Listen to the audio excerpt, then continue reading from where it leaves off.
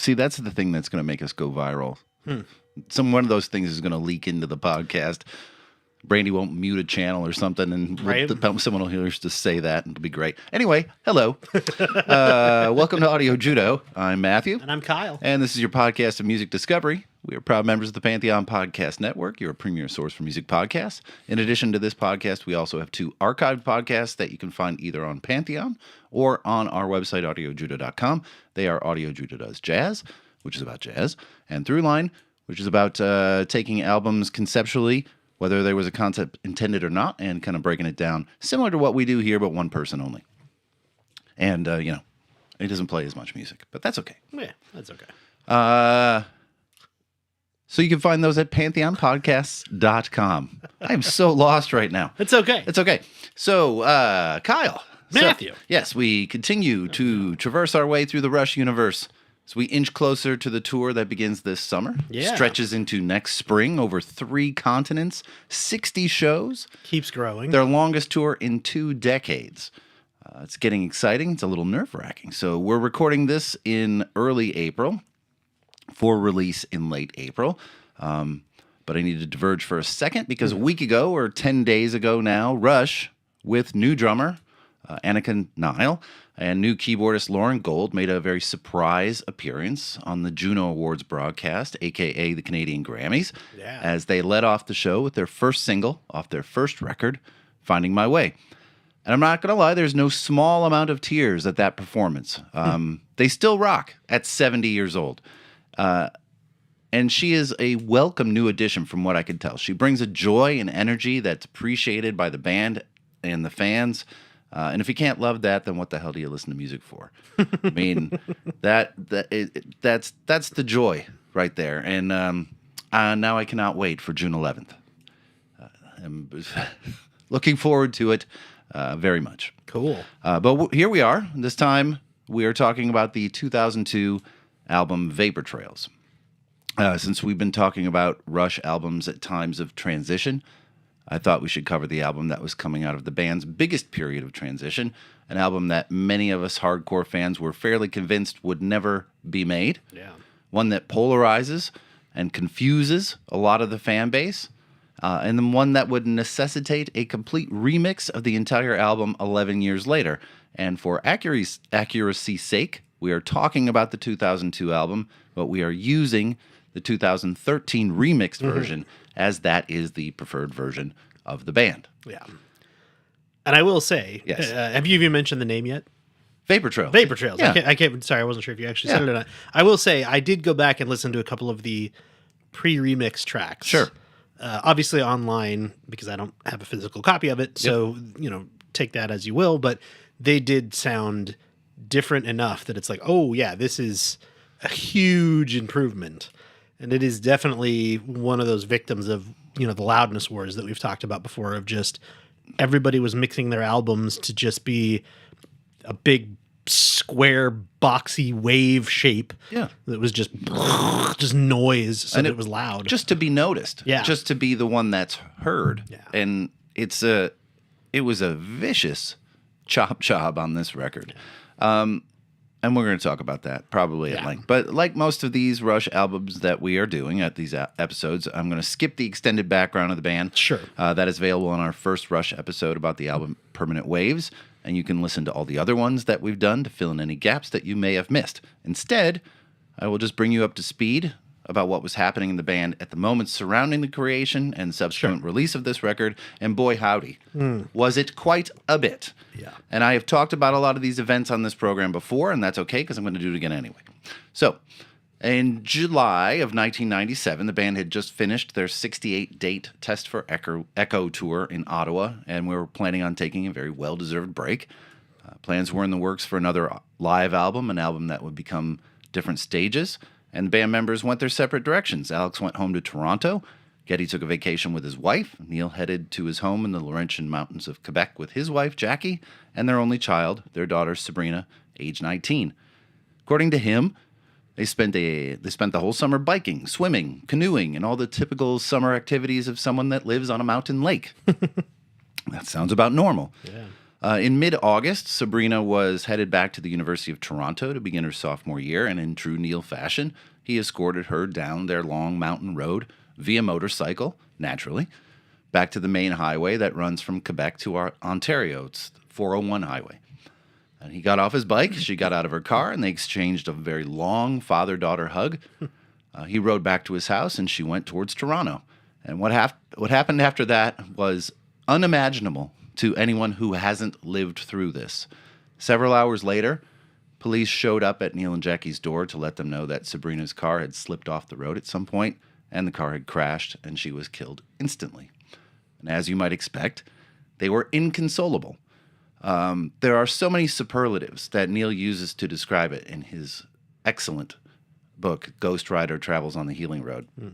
But I don't think any of them could possibly do the experience justice or begin to explain the depths of the horror they must have had to deal with. So several days later, a funeral and wake were held at the couple's home in Toronto with friends and family and bandmates attending what they all referred to as the House of Mourning.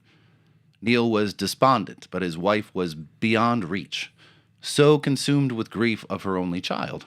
At some point during those days in the House of Mourning, Neil told Alex and Geddy to, quote-unquote, consider him retired. And that kind of went without saying. How could you possibly think about work during that time? Yeah.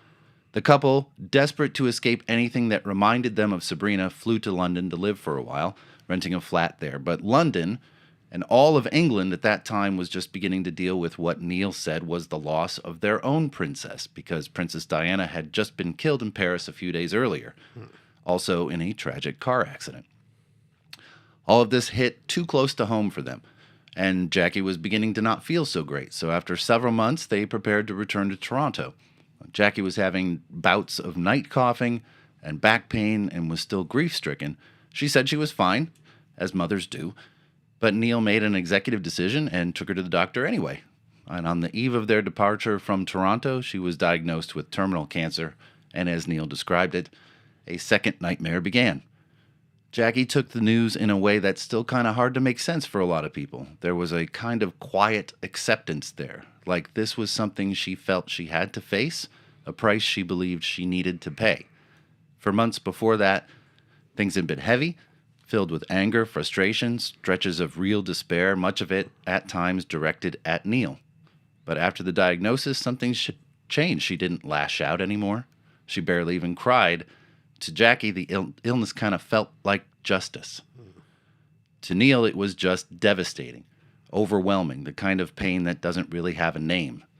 And after a couple of difficult months in Toronto, Neil managed to pull himself back together, and together they decided to honor Jackie's wish to return to Barbados. They had been there 2 years earlier on a family trip, all three of them, and they had good memories of that, so it felt like the right place to go. And Barbados offered them something they needed. It was comfort, it was familiarity, and just enough medical support to keep caring for her at home instead of taking her to the hospital.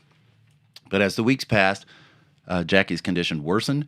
She needed oxygen, and slowly she began to slip away mentally and physically, piece by piece. And in the end, it was a series of strokes that brought her life to a close. And as hard as that was, there was at least some small mercy at the end that she died at home. So in the wake of that, to eliminate the risk of him disappearing completely into a numbing fog of booze and drugs, Neil decided the only way for him to survive was to leave. So he got on his motorcycle and rode for 13 months. Yeah. From Quebec to Alaska to Belize and back, 55,000 miles. That is nuts. And that's what's chronicled in his book, Ghost Rider, that agony and slow rebirth. And it is from that experience that he would craft a lot of the lyrics from Vapor Trails. Needless to say, Neil did not pick up a pair of drumsticks for a long time after those tragedies. Also affected by them was his bandmate Alex, who admits that he did not play his guitar for well over a year after they died. He said that he couldn't find joy in playing at all. Geddy, on the other hand, was restless and threw himself into work completely. The first order of business was mixing and releasing different stages, three-disc live album that was put out on November 10th, 1998, just 5 months after Jackie's passing, and the middle of Neil's extended motorcycle ride. That album went gold, debuted at number 35 on the charts, not bad for a live record for a band that had been around for 20 years at that point. After the release of that album, he began contemplating what his career would be like post-Rush, thinking that Rush, as a band, was over. So he began developing an idea for some songs with his friend, producer, and songwriter Ben Mink. Those early sessions began to expand into a full-blown record, and in April of 2000, Geddy moved to Seattle to record what would become his one and only solo record, 2000's My Favorite Headache. And while the album is a wonderful bass statement for him and vocally and compositionally beautiful, it failed to make an impact with fans, ending its run at number 52 on the Billboard charts. So at some point during the lead up to the release of that record, Neil had been reaching out to the guys. He had relocated from Canada to Malibu, had begun hanging out with a group of Canadian expats that lived there, including Dave Foley from Kids in the Hall, Trey Parker and Matt Stone from South Park. Also, he had met a woman and was engaged, the woman that would eventually become his wife, Carrie Nuttall. Alex and Geddy were overwhelmed by all of this news, and the next piece of news floored them. Neil then informed them that he was coming to Toronto for a visit and would maybe like to maybe talk about possibly rejoining the band and possibly maybe on talking about what the next possible album might be. So they did, sometime during the end of 2000. And then they decided to reconvene in January 2001 and see where it led them. And so there they were. Unlike all of their previous albums, in which they would write the album during sessions at a separate location before entering the studio to record it, they decided to rent out a studio immediately and record and write there. Studio they chose was Reaction Studios in Toronto, and they gathered for the first time on January 9th, 2001. And for the first 3 weeks they were there, they did not play a single note. Nothing. They talked. They discussed what they think the new project should sound like, what direction to take, and kind of circled each other a little, trying to determine where their headspace really was. Go ahead. I would say I think a lot of that, too, from what it sounds like, was really them, because they'd had this surprise discussion, a month or so before this. Mm-hmm. And like, oh, yeah, let's do this. But I think that this is where the reality of that started to sink in, and they really had to feel it out and say, can we do this? Sure. And I think it was literally 3 weeks of them making that decision of, can we actually keep going? Can we get back together? Can we all still play? Can we all still create? Can we all still do this? Or are we really done? And I thought that was really interesting reading into it, how each one of them kind of came to that same conclusion separately of that's what we were really doing. And that's why they had that time. That's why they had that, like you said, it was 3 weeks where they didn't write lyrics and they didn't pick up instruments. They talked about, what is this going to sound like? And what do we want to do? And because they were diverting from actually doing it. Sure. I did think it was interesting too, that they were doing kind of a 3 weeks on, 1 week off thing. Right. Where they would literally work for 3 weeks straight and then take a week off so they could all breathe and get away from one another and then come back. And I feel like that first 3 weeks probably was incredibly intense. And then they knew, leaving that for a week, hey, when we come back, we actually have to do this now. Sure. Alex and Geddy were concerned about Neil. Yeah. And reluctant. They were really reluctant to push too hard, knowing how fragile he's possibly or definitely still was. So they took it slow. And slow was the operative word, because what followed was a complicated, torturous 13-month journey. Yeah. that produced an album that most people, like I said, believe would never happen. And an album rife with problems, mastering and otherwise, that at times sounds strangled and unyielding. Like you mentioned, they had 3 weeks off. 3 weeks on, 1 week off. Booking and recording in that studio for the duration of 13 months. They shunned a producer at the time, wary to bring in someone else when Neil was such an unknown. The only other person present during those sessions was a technical assistant to run the gear. The first benchmark to be set during those very fragile sessions was that Alex insisted on no keyboards, not one. And also, he was fairly adamant that there be no guitar solos either. That second one would be relaxed as they got further into recording. But the keyboards was non-negotiable. So sounds that would have been typically made by keys and synths would now have to be made by guitars and vocals. Geddy had gained a ton of experience during recording his solo album about stacking vocals. So this album is drenched in layers of vocals. Yeah. And Alex was in a purely experimental part of his career, so his sounds are unique. They're strange. They are really strange. And he opted to use less effects than he ever did, so the sounds are loud and different, and at times completely overwrought. I'm just being honest. Like, Yeah. they are. Yeah, I think you should be honest, because it does definitely... I was very surprised in listening to this because I was like, "Oh, this does not sound." There's a lot of tracks on here that do not sound like. If I could not identify Geddy's voice, Sure. I would not picture this as a Rush track. No. A lot of it. On top of that, the guitar sound and the bass sound, and even the drumming, is not what they had done in the past. 100%. It was all totally different, and I can see why it is such a divisive record for so many people.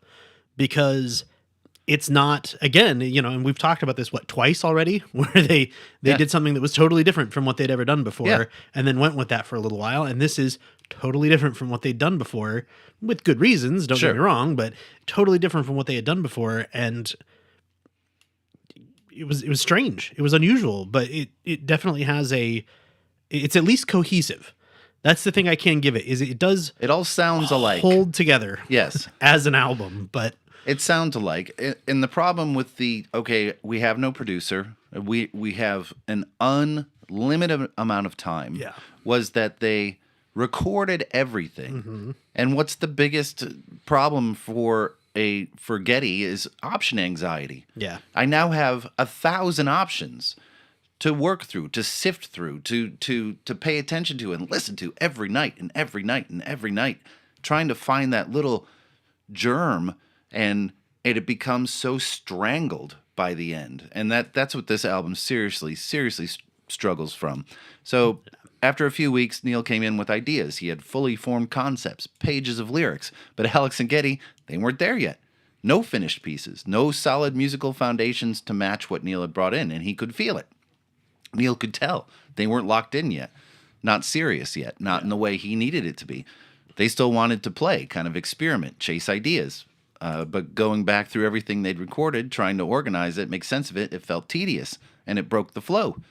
So Neil had already completed 6 sets of lyrics, but something was different. He wasn't getting the feedback from the guys that he normally got, so he made a decision. He stepped away from the lyrics, turned his attention to writing his book. Yeah. So he ends up writing Ghost Rider while he's sitting there.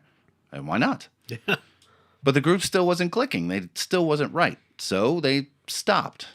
They took a few weeks off, just walked away, and then they came back. Something had shifted. They were a little clearer-minded, more focused. The pressure was gone, and the songs started to come together, like really complete ideas. And out of those early sessions came Peaceable Kingdom, Ceiling Unlimited, and Nocturne. And even in the final versions of those songs, you can still hear pieces of searching, stretching.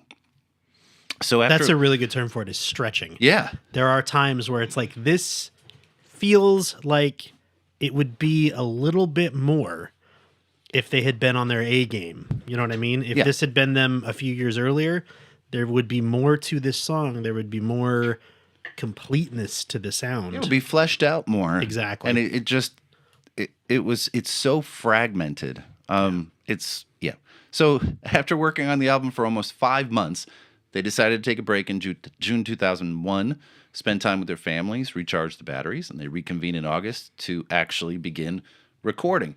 They had written 13 songs for the album, and their plan was to pick the 10 or 11 best, something they had never done, leave songs in the can.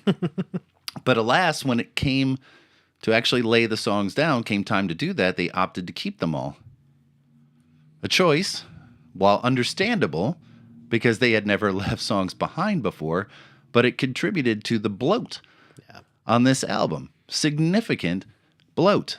Even though they had decided to self-produce, they still felt like they needed an objective ear in the studio, so they hired Paul Northfield to produce with them. He had worked as an engineer and mixer with Rush for several albums, including Permanent Waves and Moving Pictures. So it was a comfortable relationship, something that they could get their arms around.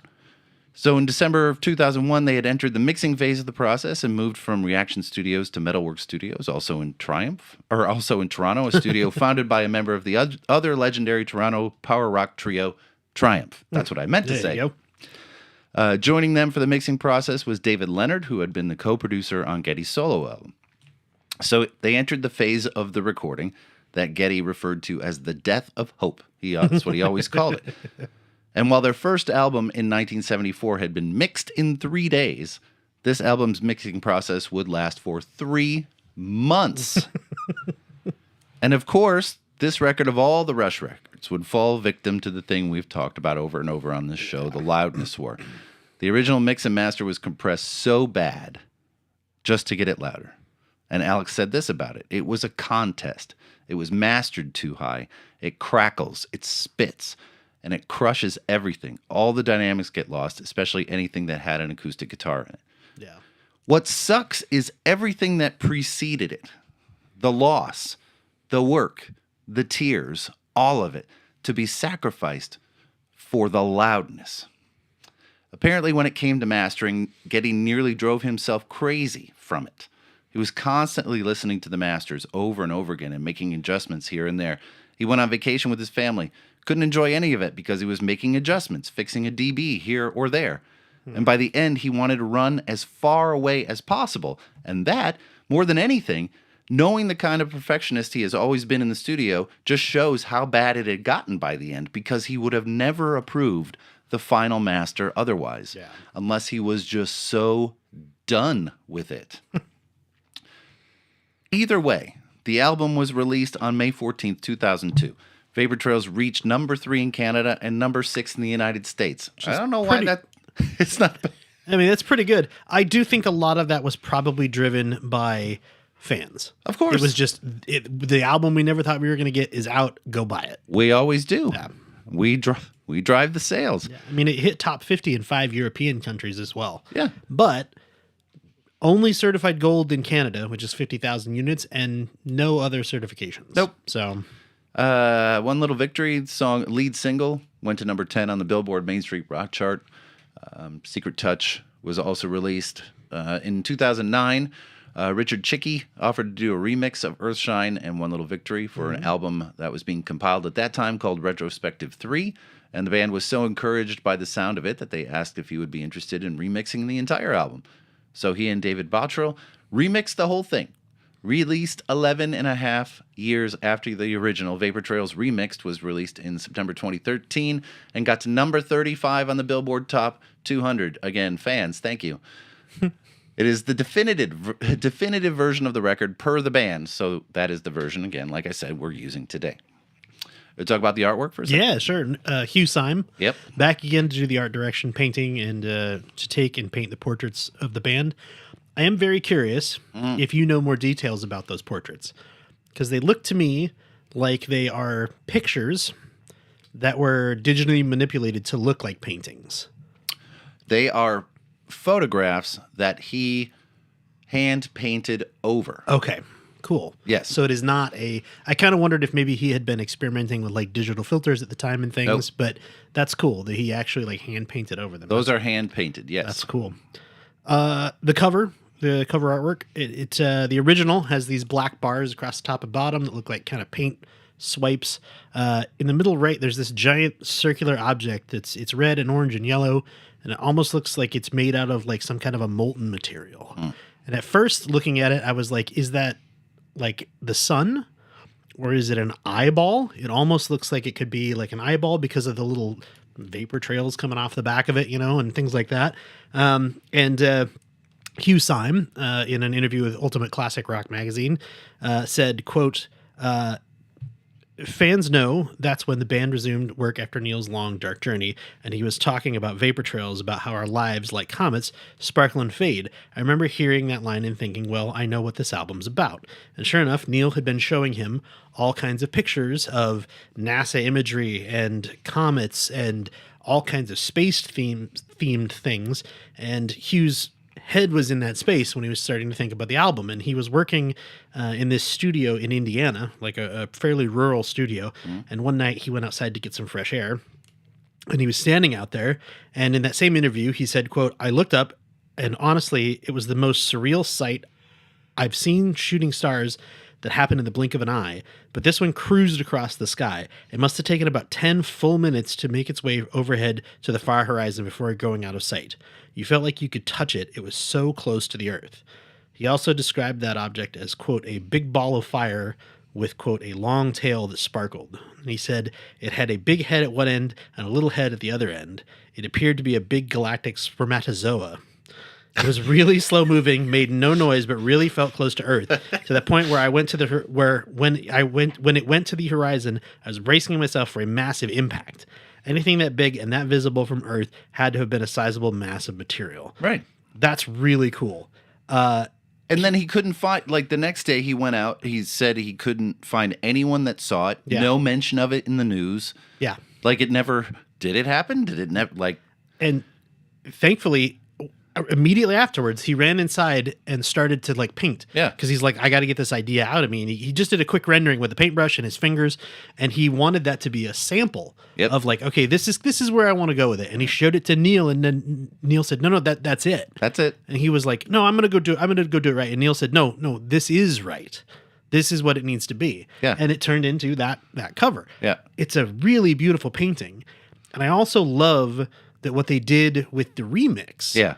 Was they took the painting, and so the cover is all white now. Yep. And they took that shape and added some blues and purples to it.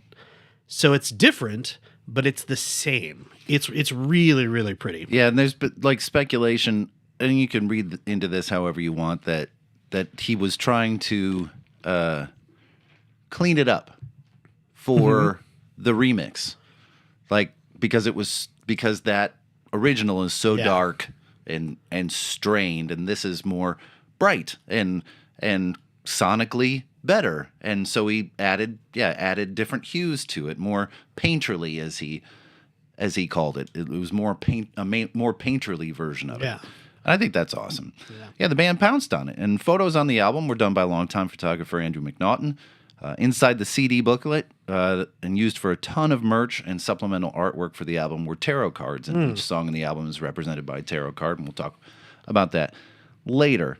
You have more on the album cover? I was just going to say that with those tarot cards, I don't know if you want to get into the... Yeah, go ahead. Apparently Neil told the story in Ghost Rider about having his tarot read somewhere, and he's like, it was scarily accurate. It was in California, yeah, and he was a natural skeptic of pretty much everything. So he was like not ready to, he wasn't prepared for what he was about to hear. Yeah. And the accuracy and depth. So yeah, he was instantly kind of entranced by that.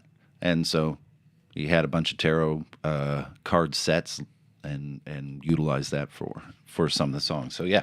I did also think it was very interesting because I was trying to search for how each of these relates specifically from like somebody who understands tarot a little bit better. Yeah. There's a really good Reddit thread from somebody who was, quote, into tarot, lays down how they feel the cards relate to each song versus what the tarot card means.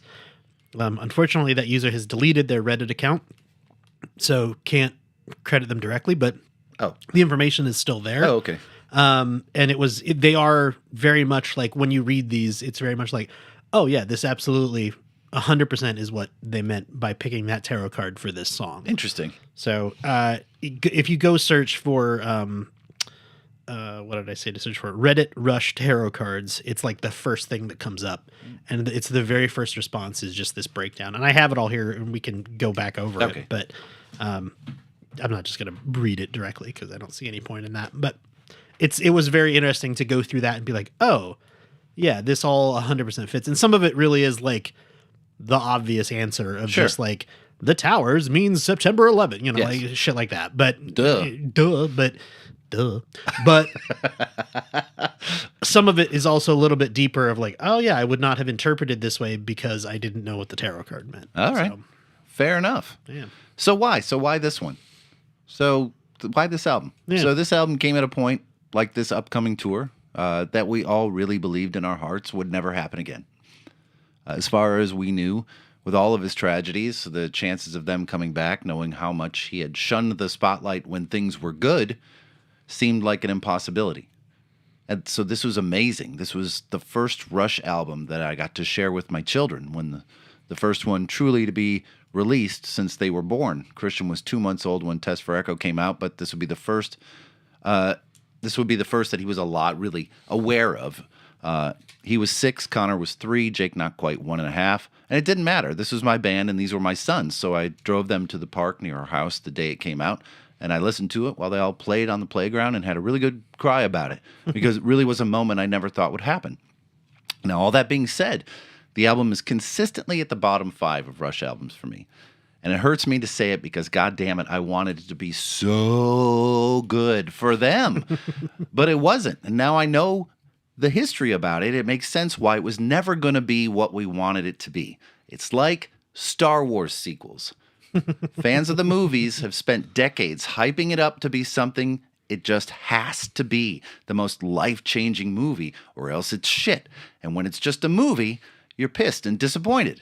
And maybe, years down the road, you take an objective, non-emotional look at it and realize it isn't nearly as bad as you thought it was, and it takes on a whole other meaning in your life. And that's where I am with this. I wanted it to be epic, world-building, life-altering, and when I heard it and it was just, I was disappointed and hurt. And now with 24 years of hindsight and all the obstacles it took to get there and where it fits in with the music of the day, I like it a little bit more every time I hear it. Still don't love it, but it's getting there.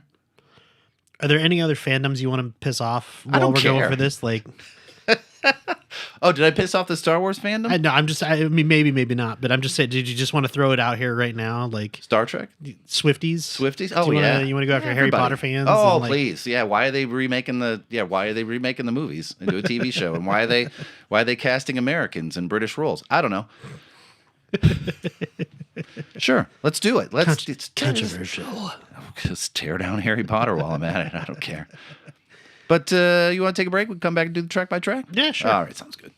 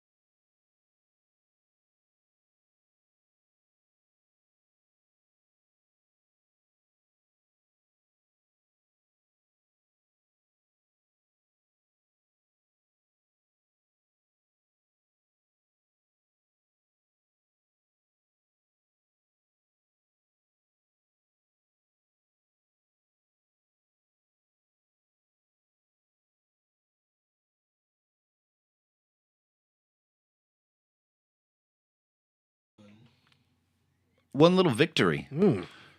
Opening song of the record. Yes, go ahead. No, I was just saying, is this a heavy metal song? Because it sure starts out like a heavy metal song. And it was supposed to be "We Are Back," right? This is the "We Are Back" moment that the band needed and required as they announced the end of the hiatus. It opens with a double bass part that is very, very, actually very un-Neil-like. Yeah. He said that he had been working on developing that part for some time and was really interested in using it at the end of the song, which does seem more Neil-like. Sometimes he tacks on to the ride out after the song has already been resolved, but this time Geddy suggested leading with it, and Neil, reluctant as always to show off within the confines of the song, went ahead and did it anyway. It's explosive, and definitely the "We Are Back" moment they were searching for, and it sounds like this.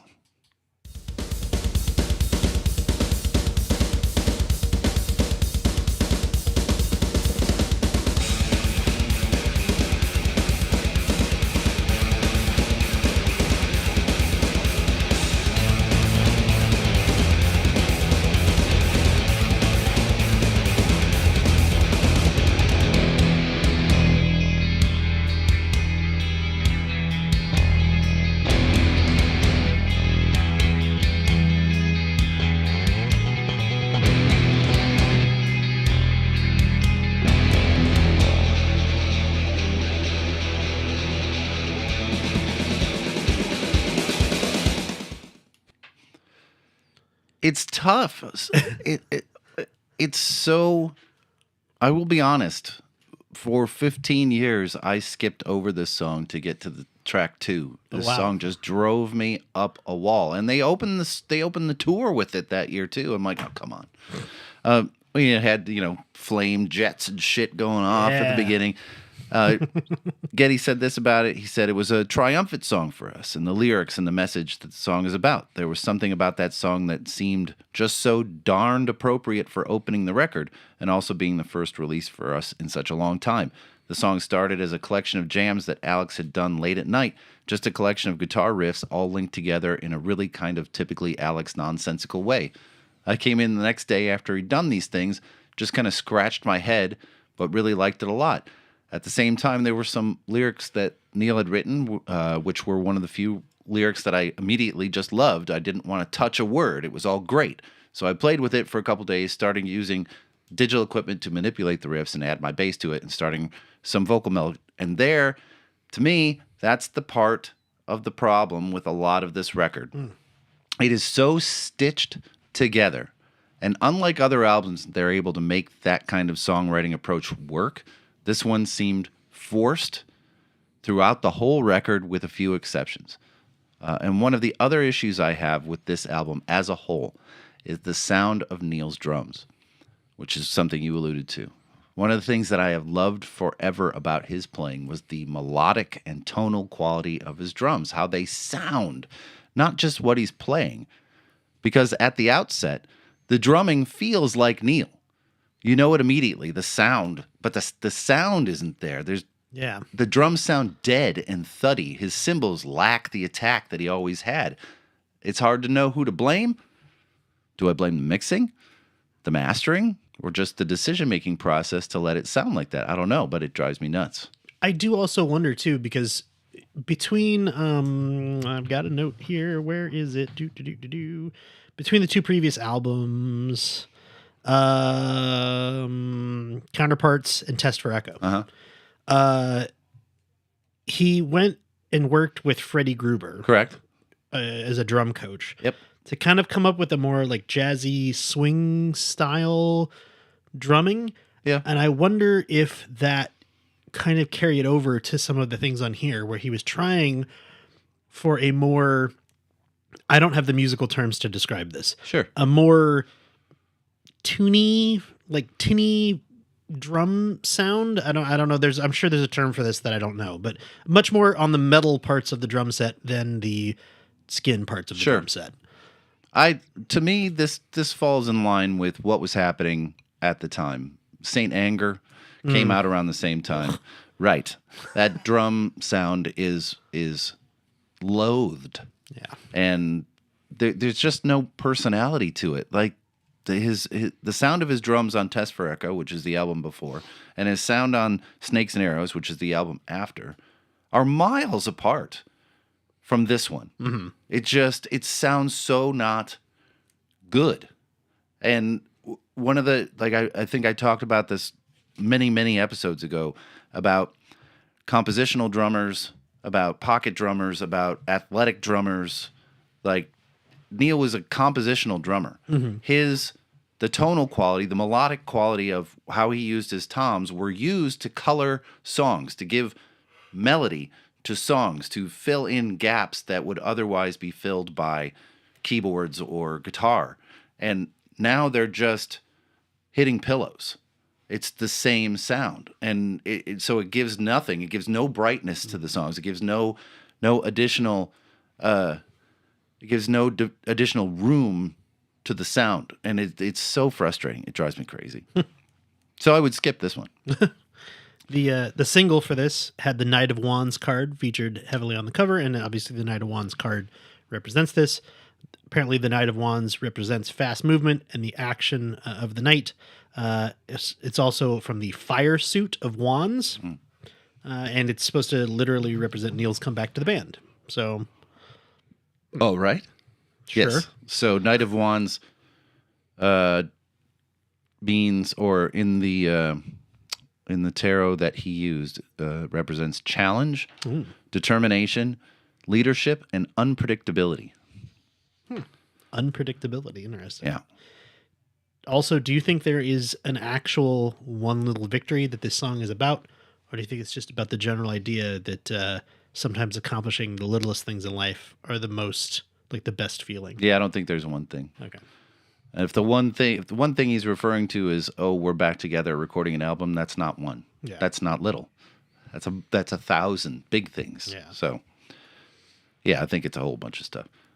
Ceiling Unlimited? Yeah. As we have previously outlined before, Neil was a self-proclaimed weather nerd. Mm-hmm. Hold Your Fire had the song Force 10, which we talked about the Beaufort scale. Presto had Chain Lightning, where we talked about Sundogs. Permanent Waves talks about Jacob's Ladder. So it comes as no surprise that we get another one here with Ceiling Unlimited.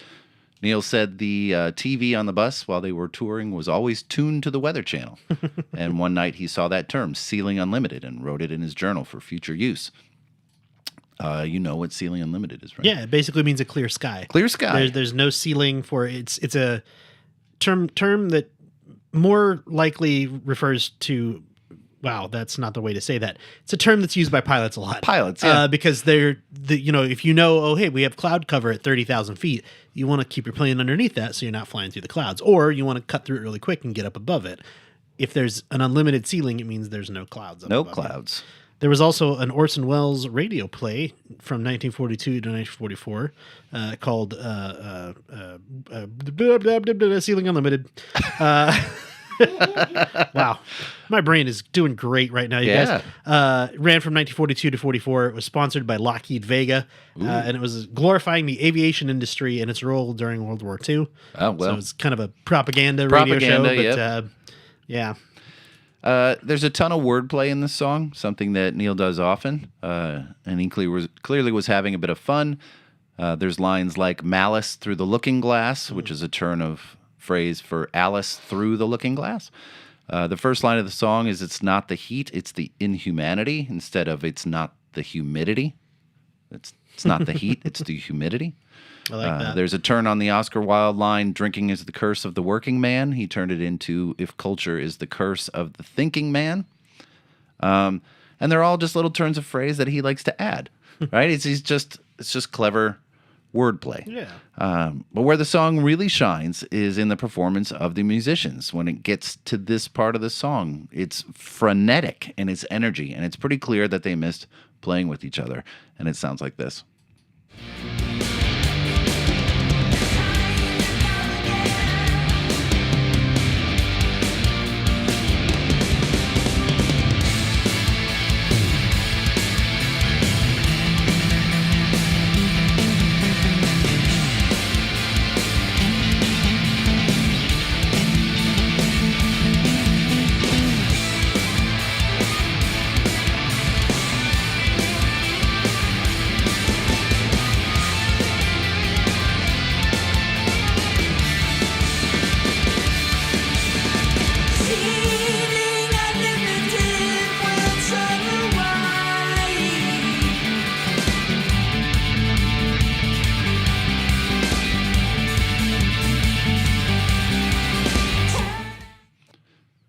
It's almost self-prophetic. So the next line that I didn't play in there that repeats as the song fades out is "Winding like an ancient river, the time is now again." I'm sure that's what Neil knew was coming. He's back in the band. There will be touring. The road winds like an ancient river, and the time is now again to do this. And how do they answer that call? By playing one of the more complex passages the band has ever put on tape, bursting at the edges. There's so much going on. Geddy played 3 or 4 different bass tracks on this song, thickening it up severely, something he did on My Favorite Headache. There are a bunch of guitar layers and a solo. Like I said, there are a couple of exceptions to the no solo policy he had on it. And in fact, the solo was only added during the remix of the record. Didn't exist on the original. Oh, really? That is correct. And there's a ton of vocal layers scattered throughout the song. So despite its sonic issues, this is one of my favorites on this record for sure. Could absolutely see that. Is that a piano in the background? Nope. There are no pianos. It's a guitar. It is just a being guitar. like plucked. Yep. Okay. I was pretty sure, but I couldn't find any definitive proof. Because I was like, I know they said no keyboards, but I was like, maybe a piano? Nope. There are 0 keyboard, piano, synthesizers played on this. It's all guitar. It sounds so much like a piano, though, that I'm like, come on, that's a workaround. No, he that's did. but what if I pluck it like this and make it sound like a piano? Like, come on. I'm sure that's what he did. Like, I want to do all of it. You don't get to play that stupid keyboard on this record. All right. Just one. How about just one? Just one? No. Can I sneak one in? No. No. No. I'll plug it. I'll make it ding, ding, bleep, bleep, bleep, bleep, bleep. Ghost Rider? Yeah. Obviously, this one's a direct reference to Neil's book and the journey that he had been on. I was curious to know about the term Ghost Rider because I know it from the Marvel comics. Yeah. But I looked it up. There's been a few bands named Ghost Rider or Ghost Riders. There's quite a few songs. Well, not quite a few songs named Ghost Rider. There's a song called Ghost Riders in the Sky, a cowboy legend from 1948. Ghost Rider, Suicide Song from 1977. This song. And then Ghost Rider from the 1991 album Real Life by Simple Minds. There's been several sports teams called the Ghost Riders. There's some military units called the Ghost Riders. Of course. The Marvel character, which might be where Neil picked it from because obviously there's a lot of similarities there. There were huge losses in the origin story of Ghost Rider of family members. He's a lone rider on a motorcycle. He traveled around and experienced different things throughout the world. And obviously they both had magical flaming skulls. But I got a little bit deeper into it too and started to read about the legend of the Wild Hunt. Which once I started reading about this, I was like, oh, this is definitely something that I could see Neil having read about in history. It's this folklore motif that's found all throughout European history mostly, but wild hunts typically involve the idea of a chase being led by a mythological figure, and they're escorted by a ghostly or supernatural group of hunters to hunt down some kind of a mythical creature, usually. The hunters are generally the souls of the dead or ghostly dogs or sometimes fairies or valkyries or elves, depending upon where the story is being told. If you see a wild hunt, it's thought to forebode some catastrophe, like a war or a plague, or possibly your own death if you're the one who witnessed it. People encountering the hunt might also be abducted into the underworld or drawn into the fairy kingdom. And in some instances, they were also believed that people's spirits could be pulled away during their sleep to join the wild hunt. As a concept, it was originally formalized by a guy named Jacob Grimm in 1836. That's the Grimm's fairy tale guy. Oh, that guy. Yeah. He believed the group of stories all about wild hunts represented a folkloristic survival of Germanic paganism. Okay.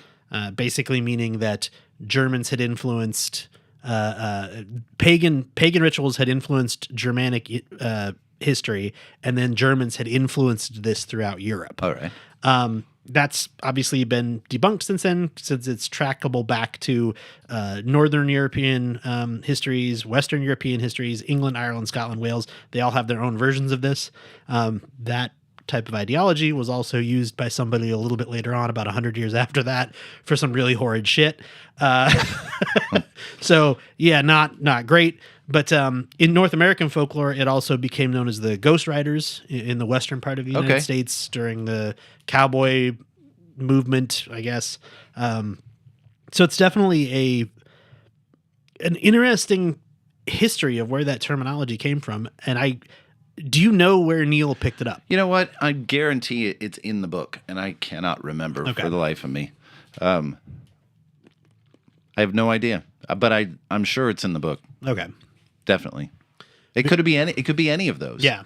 It could be any of those. It could be very simply the Marvel character. Also. Yeah. I mean, someone may have just called him that. One of his friends, because a lot of the book is letters written back and forth to people. Yeah. So it could very well be that. So I'll look it up. I'll figure it out. Cool. This was a song that was so difficult to complete for the band. They had strongly considered scrapping it multiple times. Only engineer Paul Northfield convinced them to salvage it and refine it. And thank goodness. Geddy said that this was one song he insisted on making changes to lyrically because it is so personal that he felt like he was miming the words. The first iterations of the song were all first-person looks, I, me, and he believed that if he took a more universal approach to the lyrics, a relatability, that he would be able to sing the song with more conviction. And that's exactly what Neil did. And it sounds like this.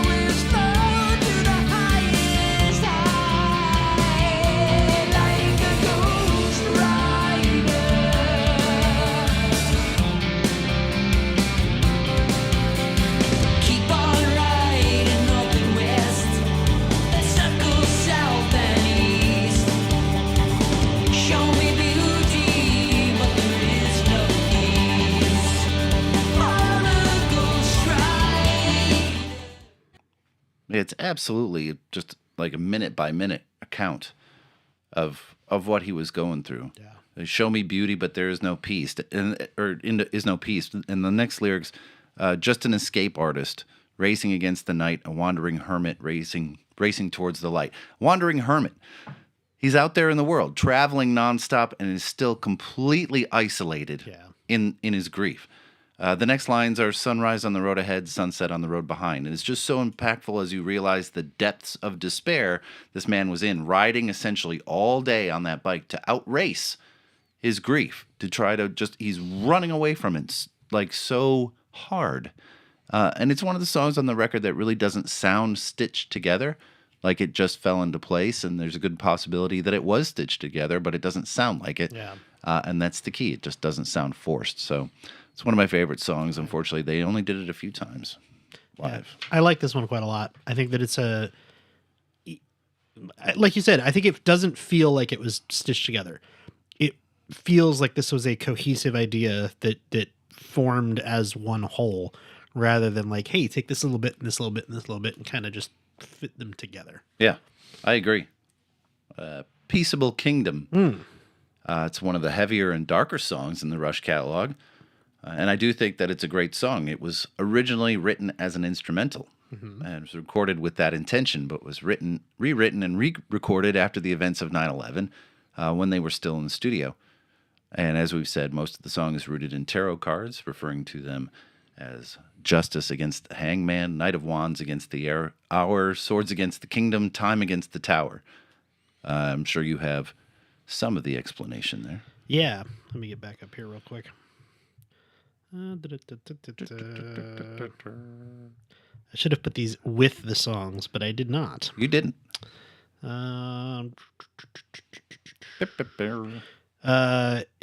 This one, actually, they basically just said, the song speaks for itself. It's about 9/11. But obviously, things like the tower is supposed to represent a stronghold. Sure. Supposed to represent something that's like, oh, it's the tower on the hill. It's either the guiding light to pull you into something positive or a protective structure to stop people from getting in there. Right. And obviously, the whole thing, yeah, the whole song is rooted in this against that. So yes. Justice against the hangman. Justice is equity, rightness, triumph. Hangman is wisdom, circumspection, discernment, trials, sacrifice. So it's one against the other. Yeah. Knight of Wands against the Hour, swords against the kingdom.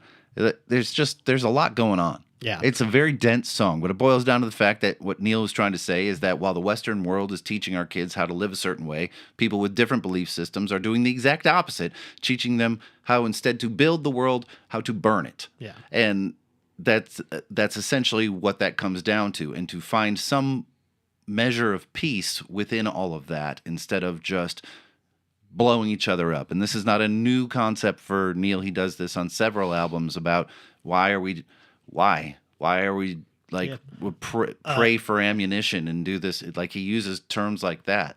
I'm forgetting the track that's about nuclear annihilation that was on Distant Early Warning, or the one that was specifically about how kids are being raised in a world where that's constantly looming over their head. Might have been Distant Early Warning. Yeah, that's he does write about this stuff, and it's obviously concerning for him. Yeah. Sounds like this.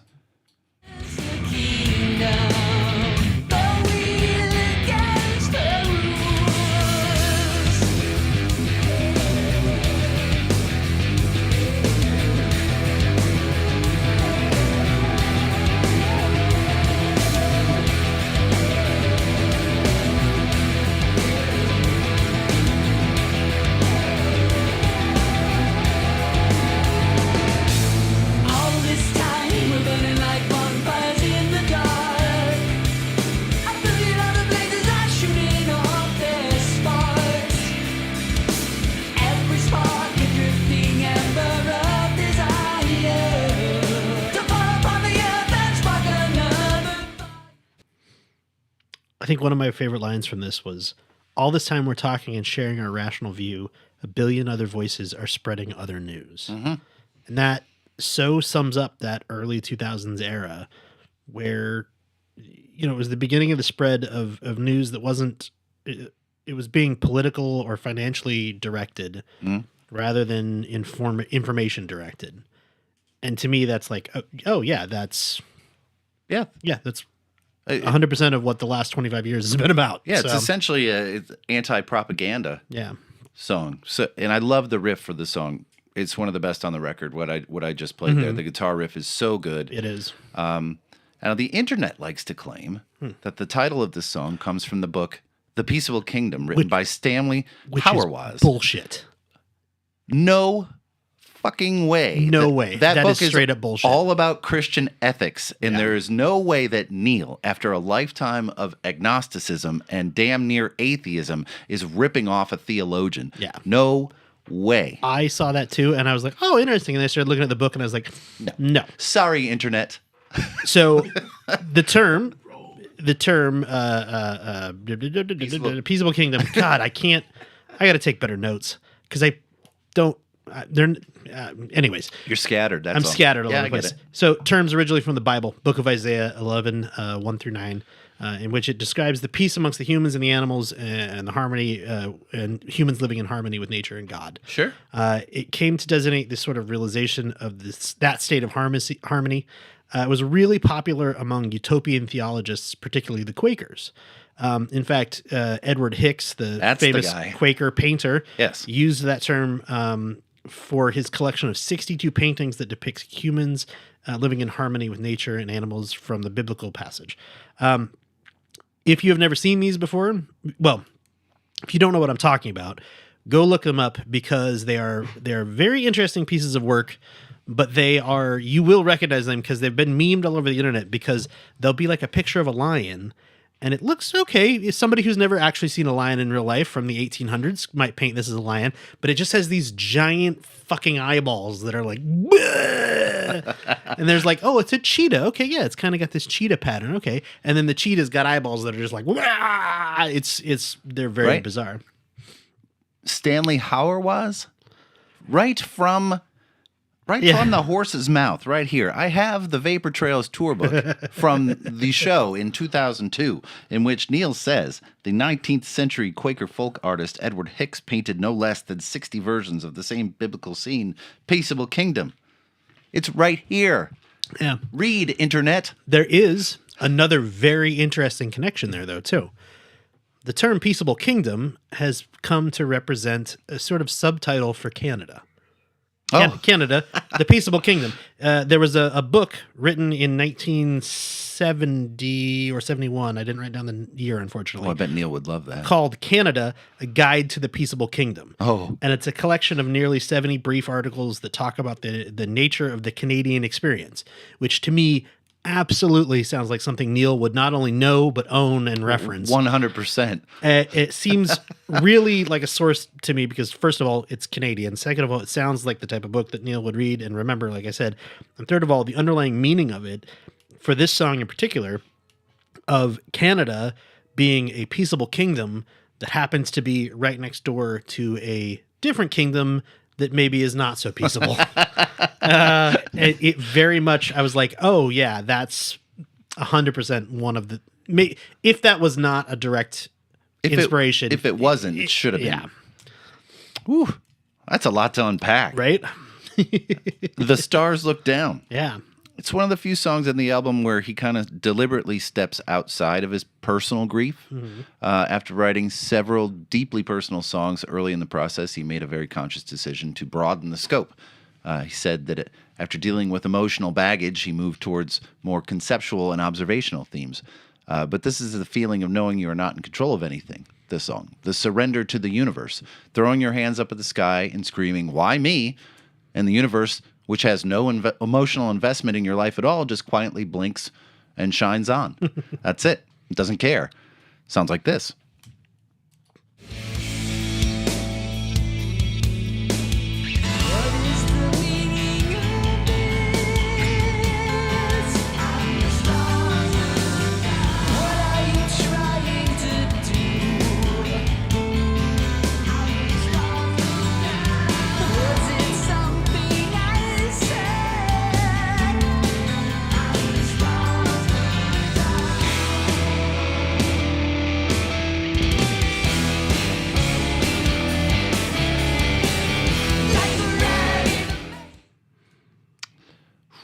I love that little backtracking kind of blah, blah, blah, blah, blah noise.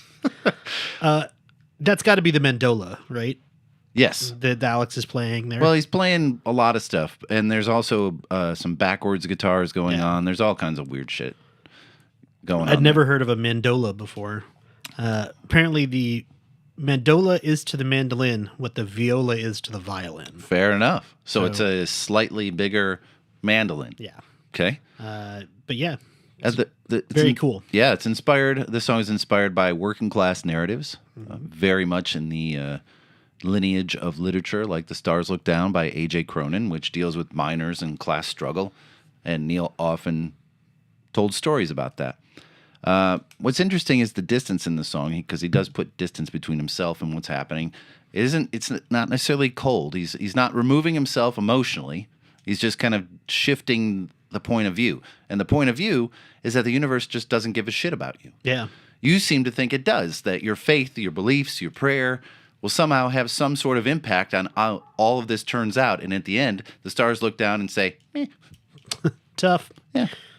Yeah. We're not doing anything. That book of the same name by A.J. Cronin sounds very interesting and also very, very depressing. Of course it's depressing. And they made a movie out of it that also sounds very, very depressing. Of course that's depressing. Oh, yeah.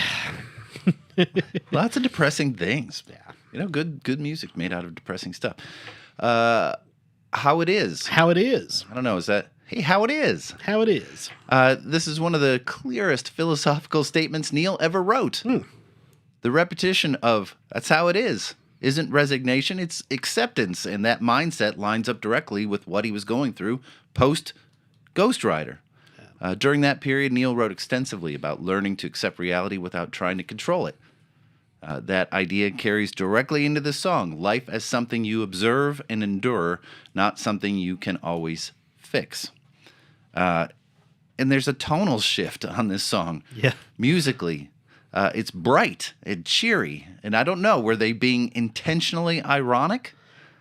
this is one step away from a pop song. Right. This song is like I've said that for years. it is right there, and it's like had there been minor changes to this and a different vocalist, this would be like a pop song. And I'll be honest, the lyrics are nice, they're beautiful. I don't like this song. I cannot stand this song. I've never liked this. It's so weirdly happy. So lyrically, fine. Foot upon the stairs, shoulder to the wheel. You can't tell yourself not to care. You can't tell yourself how to feel. There's the acceptance. You can't tell yourself not to pray or believe or feel or care. If that's who you are, then that's how it is. And it sounds like this.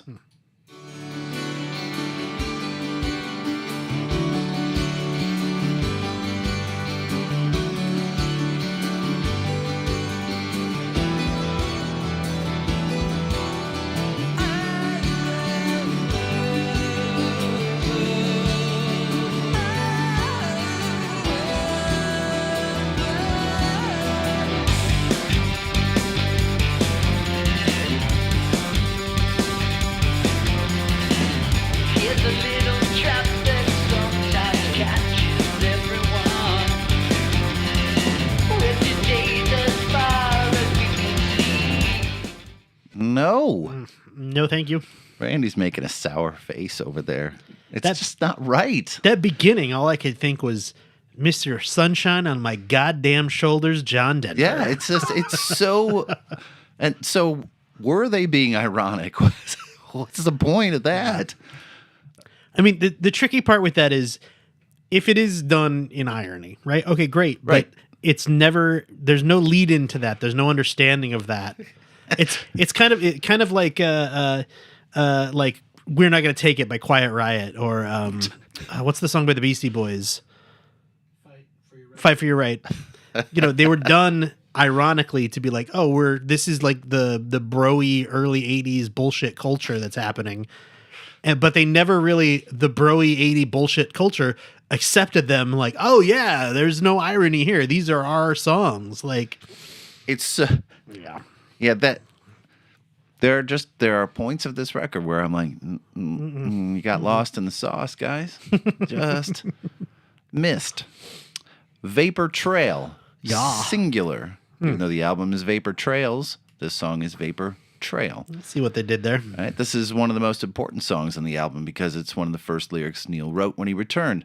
He described the Vapor Trail image as something that came from a letter, a metaphor for ghosts of memory. And that's everything. The lyrics, memory written on the wind, fading away. So this is grief in its purest form, not the event itself, but what happens after.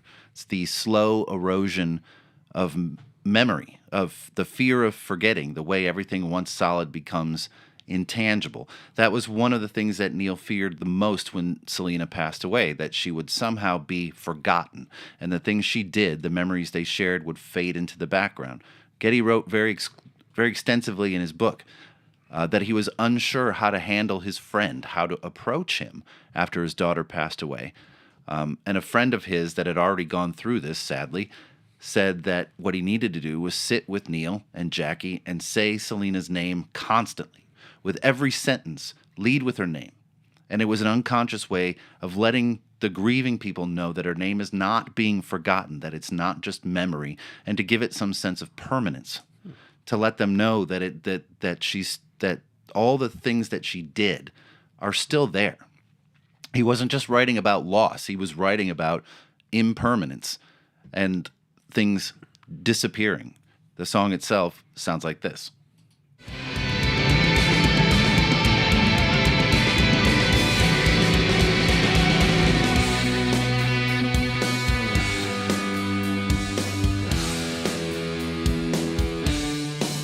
In a vapor trail, in a vapor trail, in a vapor trail, in a vapor trail, in a vapor trail, in a vapor trail, in a vapor trail. That's him playing his brains out back there. Yeah. That was definitely made me pay attention more to this song because that ride out, he's playing through his grief. Yeah. Something fierce back there. There's a really interesting direct connection to that too, where Neil wrote in Ghostwriter that at his daughter's funeral, his brother Danny read this poem by called "Funeral Blues" by W.H. Auden, and it has in it the line, "The stars are not wanted now. Put out every one. Pack up the moon and dismantle the sun.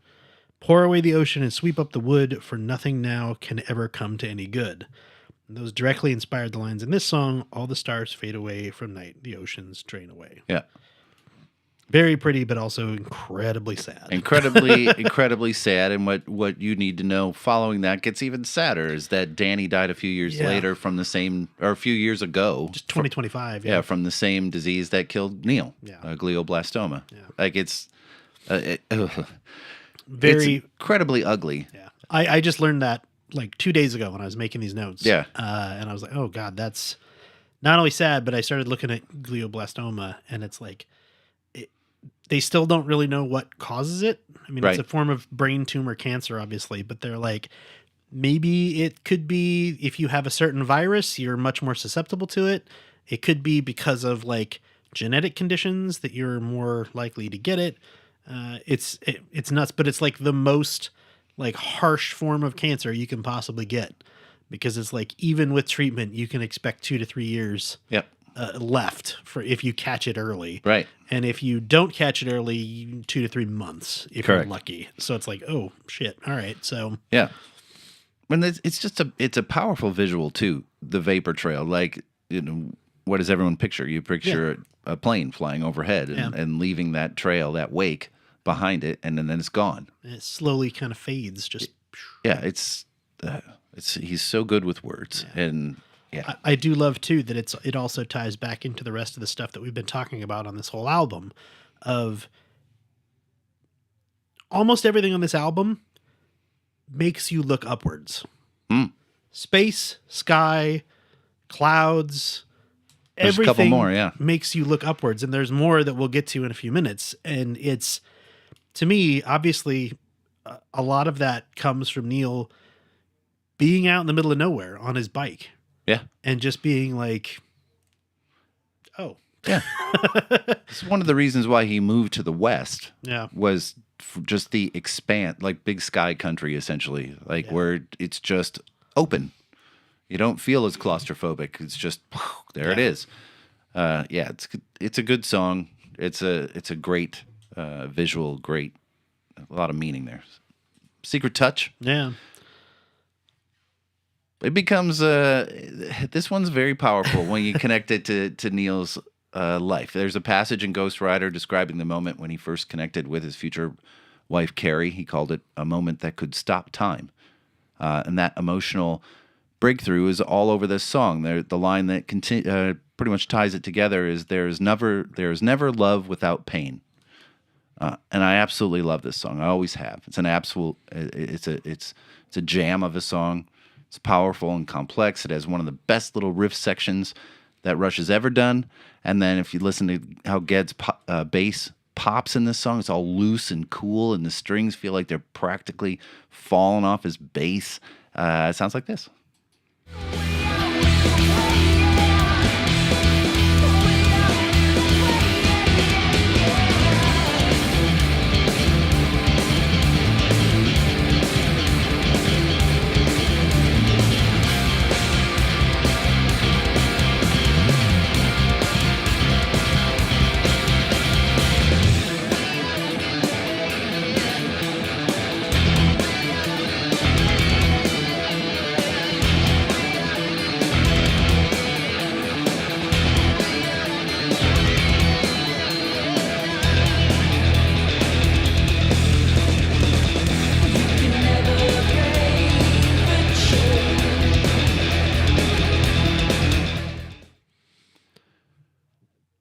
There's a very weird thing that can happen with songs like this, where it's like a cacophony of audio. Yeah. It is all of these sounds layered on top of one another. There's singing, there's vocals, there's, the bass, there's the drums, everything is playing over one another. And you can't do this accidentally. You can't kind of half-ass this. No. Because if you do, it just sounds like a cacophony of noise. Yeah, mud. Yeah, it sounds like crap. You have to do it very intentionally and very carefully, and I really think that they pull that off amazingly here. It sounds to me a lot like I can't remember the actual song by Audioslave. It's kind of a similar sound where there's that cacophony of noise, and I think the difference is that in the Audioslave song, it kind of warps between being just a cacophony of noise and then kind of falling into place of like, oh, this is intentional, and then kind of back out of it again and back into it. Here, it's intentional the whole time. There's a really interesting little acoustic opening, and then it kind of just falls into this. Very nice. I like it a lot. The lyrics, if you take these without any background, they can be very what's the right term here? They could be taken in a very bad way. Okay. Like a non-consensual way.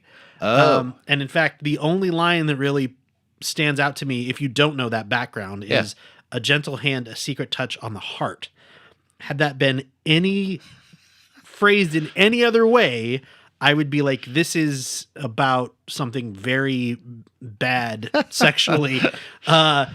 Because of that one line, I'm like, okay, this is more about someone reaching out to love you when you were in a dark place. Yeah, so let's give you context. Yeah. So the line, never love without pain, basically the thesis of Neil's entire post-tragedy worldview. Also, the other line that's repeated, the way out is the way in. Mm-hmm. That's powerful to me anyway. Again, reflecting his motorcycle journey. The journey out to move and get away is also the move inward to unimpeded reflection. The way out is the way in. And that's the mantra that he uses. The way out is the way in. It's almost like breath at that point. And for him, love and loss are now completely inseparable. He can't have one without risking the other. Yeah. And for them, that is a huge move in the wake of what he lost. Do I put myself in that position again? But I won't experience the great things that I could have if I didn't put myself in that position again. It's, I could understand coming at from a non-Rush perspective without knowing any of the background, how it could be interpreted a certain way. It's also one of the songs that I looked at the lyrics before I listened to the song. I'd never heard this song before. And I happened to be going through the lyrics several weeks ago. Whoa, what does that mean? Not that long ago. Anyways, going through some of the lyrics just to read them while I was listening to it, but I was reading ahead.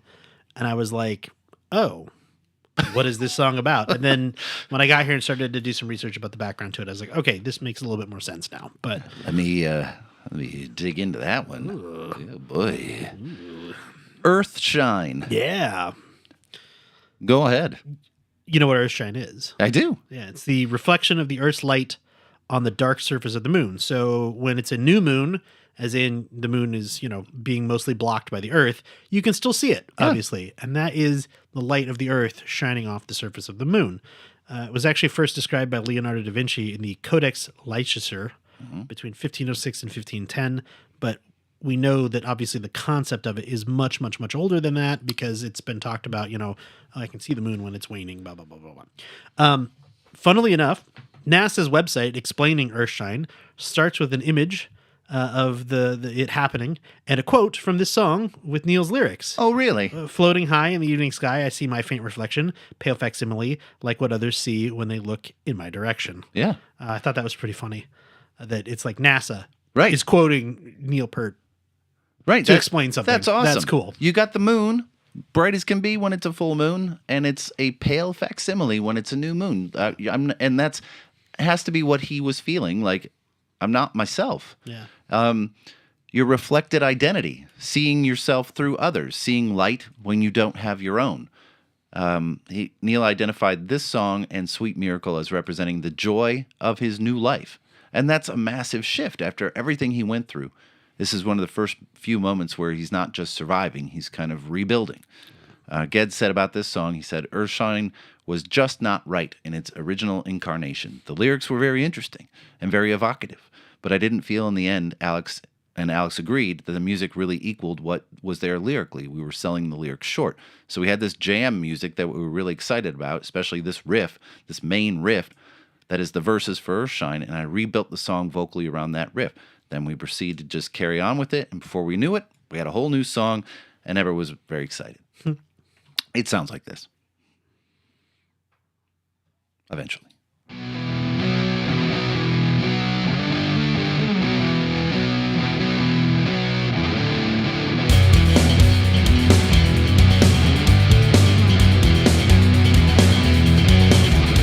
On certain nights when the angles are right and the moon is a standard crescent, it circles shows in a ghostly glow of a luminescence.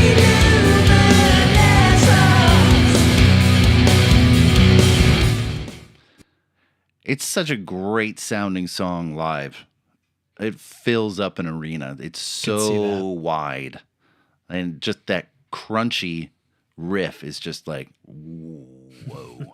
Like it rattles the space. You're like, yeah, there you go. Yeah, I love this song. I always have. Sweet Miracle. Sweet Miracle. It's one of the quietest, I guess, most kind of emotional statement. It's almost like a ballad. Close. I mean, it's a Rush ballad. Sure. I thought this was really interesting because when you read the lyrics and you kind of dig into the song a little bit, it's So more less ballad, more love song. It's more of a love song, less ballad. How about Okay. that? Okay. Yeah, that's fair. But to me, one of the things about it is that it's, I think he's referring to here the idea that a miracle is not necessarily something religious.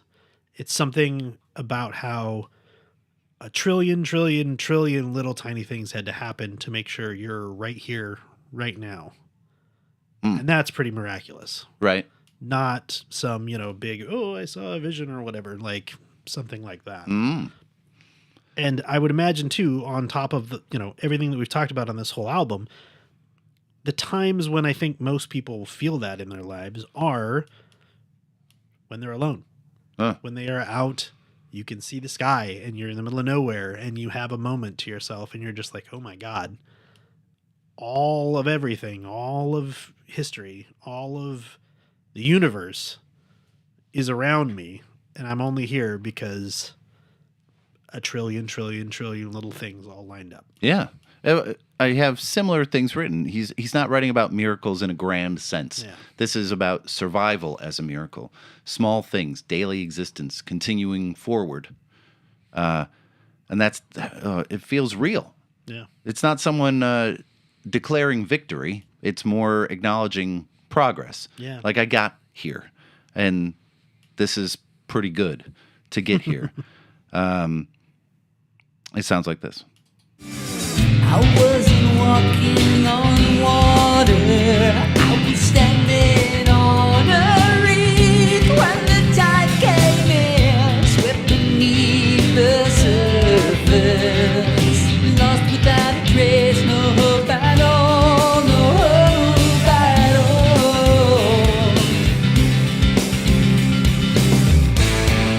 Oh, sweet miracle. Oh, sweet miracle. Oh, sweet miracle. Oh, sweet miracle life. And one of the miracles, I'm sure, what he considered to be at that point was meeting his wife, Carrie. He had had a couple of relationships that bubbled up when he first moved to California, and they were disasters, partially because he was not in an emotional space to be in a relationship. He was trying to recreate what he had to some degree, and that kind of intensity surely scared people away. But Carrie had knowledge of his situation. She had worked with photographer Andrew McNaughton, and I think her ability to at least understand the weight he was carrying helped to some degree. And then when he passed, I mean, I believe when he passed, he and her were together longer than than Jackie and Oh, wow. and Neil were together. I mean, it's a long time, and Yeah. she must have been she must still be an incredible person to kind of deal with that weight that he was carrying. It's a great song, It is. simple song, short song. Nocturne. Yeah. I did not know that nocturne is a term specifically for music that is inspired by or evocative of the night. And it was first applied to musical compositions in the 18th century for music that was meant to be played at evening parties and then never played again, apparently. Like it was supposed to be like a one-time. Oh, really? You play it. That's it? Here's my nocturne. You play it and then never play it again. So he's kind of dealing with the psychological aftermath. If earlier songs are dealing with grief and rebuilding, this one deals with what stays with you, what lingers. Yeah. Nighttime, dreams, unease. I have never really known how I felt about this song. It certainly is not one of my favorites on the album because it's kind of weird. It makes sense they were trying to match the lyrics to the music to some degree, but I always felt like this song was a miss for me. Sounds like this.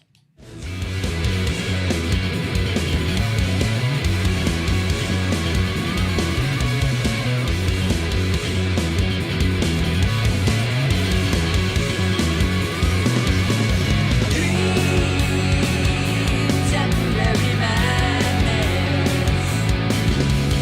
Dream a walk in the wilderness. Dream a conscious recreation. The morning says the answer is yes.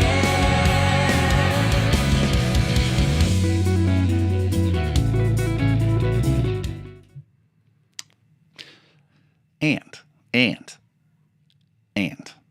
if there is ever a set of lyrics that people could point to and say, Jesus, that guy has some pretentious lyrics, this is the one. Set off on a night sea journey without memory or desire, drifting through lost latitudes with no compass and no chart, flying through hallucination, distant voices, signal fires, lighting up my unconscious and the secret places of the heart. It's never really worked for me. Guitar-wise, I love it, but it just goes nowhere. Do you know if it was inspired by a real dream? I don't think so. Okay. Yeah. Oh, hold on. I can check. While you talk. Ooh, Ooh, yeah, sure. Tell a story. Oh boy. So Go on. you know, have I ever told you the first time I ever really like heard a Rush song like consciously? No. So when I was in high school, I met a couple of new friends who were a couple of grades older than I was, or a grade older than I was. And because we were in the same computer class together, and, you know, obviously a high school this would have been the early 2000s, the amount of internet bandwidth at the high school was significantly more than any of us had at home. So we started downloading music at school, and we'd leave things going overnight. So you'd come in and it was like, oh yeah, here's Rush's entire catalog up to this point. Bam. And a friend of mine was like, oh, you should talk to this guy. He's like into the same type of things you are. And we started kind of talking because we were in the class together. And his name is Clay Bundy. I don't know if he's still out there. I know he's still out there, but I'm sure he's not listening to this. But he and I started talking, and he was like, oh yeah, I really like Rush. You should listen to this. And I was like, oh, okay, cool. And I forget what song. I don't even remember what song it was, but I just remember sitting in that classroom with headphones on, pretending to do work and listening to Rush and sitting like, oh, okay, yeah, this is good. I like this. Okay. And then copying it all. You had to copy it onto a CD and burn a CD and then take the CD home and then copy it back off of the CD. Because I didn't burn it as audio, I burned it as like MP3s onto the CD. So that's how we used to have to do it, kids, because it was faster to burn the CD and take it home and copy it back off of there than it was to re-download it off the internet. That's correct. So yeah, The things we had to go through. things we had to go through around the time this album would have been coming out. Yeah, So it's a good story. yeah. So was it a real dream? No. Oh, okay, bummer. Freeze. Freeze. Part 4 of Fear. Yeah. This is where Neil reconnects with one of Rush's longest running conceptual threads, the Fear series. They are The Witch Hunt from Moving Pictures, The Weapon from Signals, and The Enemy Within from Grace Under Pressure. And they were released in reverse order. That is correct. The first three. First three, and then the fourth, because obviously they didn't plan ahead for that. Right. So. How dare they drop the ball on a 30-year-long I know running thing? Why couldn't you just come up with something? Each previous entry tackled a different aspect of fear, and this one is the culmination. Instead of external fear, this is internal paralysis. The title says everything. Freeze. Yeah. Not fight, not flight, just stuck. This aligns with how Neil described his trauma, those moments where you can't act, you can't move forward, you can't process. And it's so disjointed. This song is so disjointed that it actually works. It is so uncomfortable and weird and has strange time signatures and guitars playing over top of drum patterns that make no sense. And therefore, it's wonderful. And it sounds like this.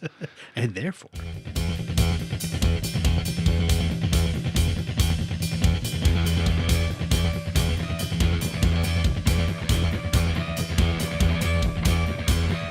The city crouches, steaming in the early morning half light.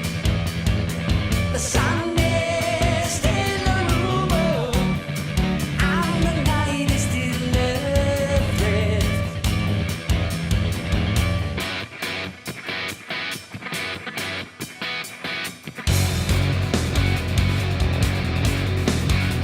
Slipping through the dark streets and the echoes and the shadows.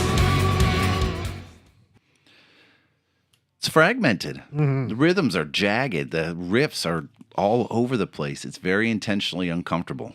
And if you want to talk about vocal layering, holy shit, on this song, there is a lot. It is a lot. Yeah.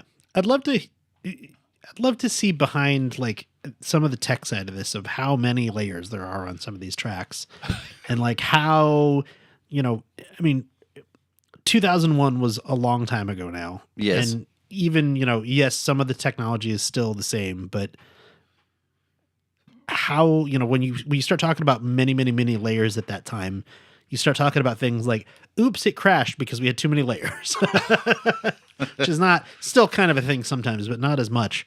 But I'd love to know those kind of inside stories of like, oh, we imported too many tracks and this got screwed up, or how many layers did we have running this one song, or It's probably a lot. yeah. I'll write an email. Oh, good. Yes. Someone answered. Out of the Cradle, Out of the Cradle. right? Then this. Yeah. Closer to emergence, rebirth, right? Movement. And I haven't referenced it one time, but he talks about in his book his little baby soul. That's what he was trying to nurture on his motorcycle ride, was his little baby soul, that somehow if he could just keep moving forward, keep pouring a little bit of life back into this, that at the end of it, he would be able to continue and not just go away.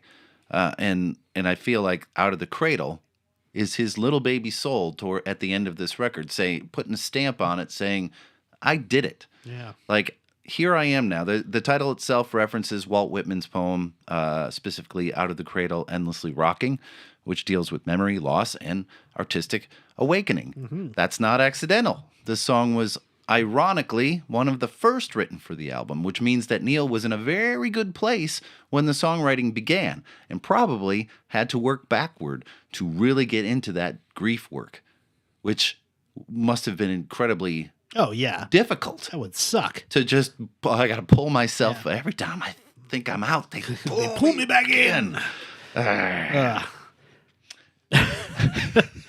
Yeah, I definitely think that it's a lot of people online take this as it is the rebirth of the band.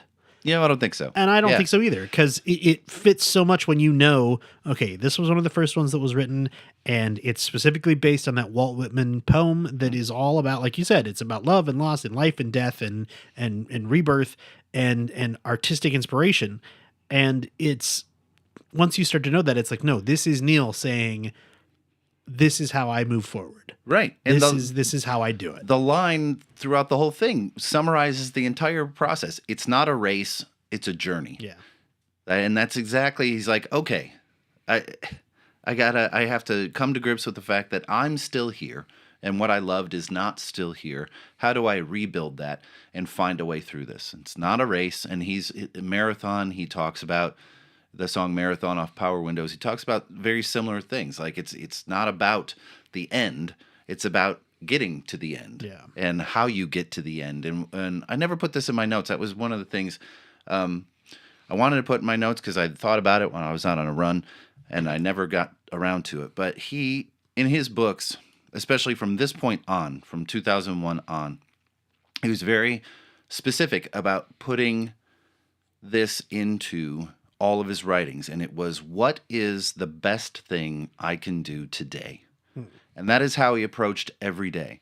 What is the best thing I can do today? If it's climbing a mountain or just stopping at a roadside diner, and it's all about your perspective. Is the best thing I can do today even something for me? Is it something for somebody else? Is that the best thing I could do today? It changed his whole framework, and that's how he approached everything moving forward. Whether that was time with his wife and time with his next daughter, or when he got to the point where he was stepping away from the band, playing with Rush was no longer the best thing he could do that day. The best thing they could do that day was drawing pictures with his 4-year-old daughter and being there and being present. And he was conscious and aware enough that, yeah, it's going to put Geddy and Alex out of work and a bunch of other people out of work, but it's still the best thing that I can do today.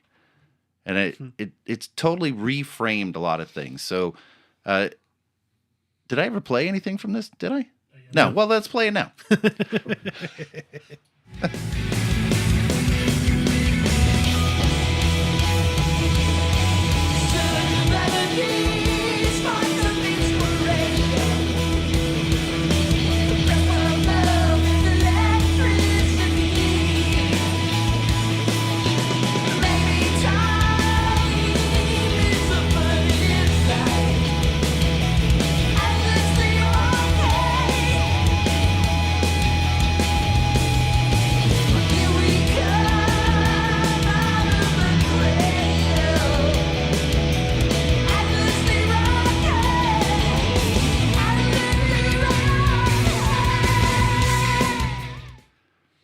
And there's so many lines in this song. Maybe time is a bird in flight. Like, instead of time being linear, it's all over the place. It's what you make of it. It's whoa, I threw my pen. It's how you approach it, and not just like, I got to get from this thing to this thing to this thing to this thing. Very tackle life as it comes at you instead of waiting.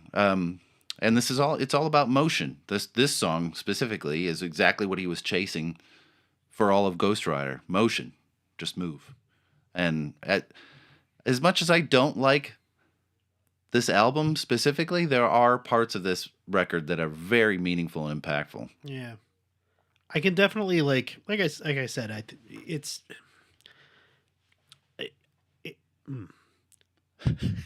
I don't know that I'll ever listen to this from beginning to end again. That's fair. There's stuff on here that I'm just like, meh.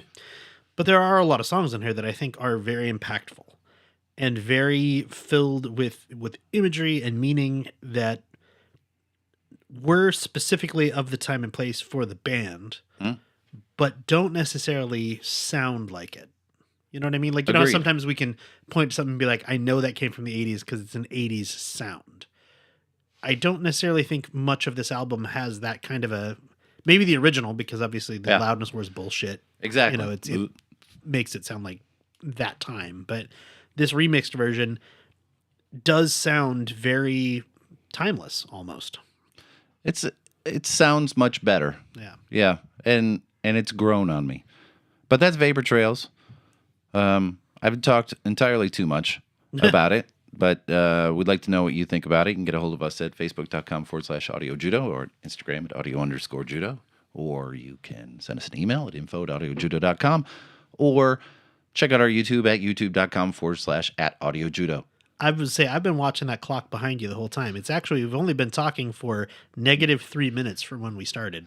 So I got to change the battery on that clock. battery might be dead in that clock. So yeah, you haven't talked that much at all. No. Oh, well, good. Well, I'll keep going. Yeah. We also have a Patreon. If you want to check it out, it's patreon.com/audio judo. We have 3 tiers. Just a shout it out loud tier is $1 or pound or whatever your local currency is. And it you get a shout out at the end of every episode. There's a front row seats tier as well. It is $5 a month, and that gets you access to a couple of little insider things we call Judo chops. And there's a good explanation of those on the Patreon page. For $20 a month, if you really want to help us out, you get a backstage pass tier. Not only do you get a little gift from us and the shout out during every episode, but after a year at that tier, you get to come and record an episode with us or remotely record an episode with us of an album of your choosing. So check it out, patreon.com/audio judo if you are interested in helping us continue to make the podcast. On that same note, shout out to Christian S., Michael A., Michael S., and Scott K., all that are backstage past here. Thank you so much. Scott, I know you've got one coming up soon, so we've already started talking about that. And at the shout out loud tier, David W., Simon C., our UK consultant, and John R. Thank you all so much. We could not keep making the podcast without all of your support. And on that note, I have no idea what's coming next. Pinkertones. The Pinkertones Million Color Pinkertones. Revolution. I forgot about that one. So that's a weird ass album that I hope you'll either hate it or love it. And I'll either hate it or love it. Yeah. And the next Rush album we're going to do, for anyone that's paying attention or cares, we're going to go with, we're going to do 2112. Ooh, nice. Because why not dig into the classic? Sure. I'll have to ask you that about 6 more times. Which That's one, true. Which one are we It's doing 2112. next? Which one are we doing next, Matthew? At 2112. 5150? 5150. 5150. Which one are we doing next? What's 2112. the name of the next album? I can't remember. I'll ask you the day before. What Rush album are we doing again tomorrow? That's fine. You'd be like, fuck you. No, I'm prepared. I'll do it all. Don't worry about it. Other than that, we will talk to everybody in 2 weeks. Until then, bye-bye, everybody. Bye.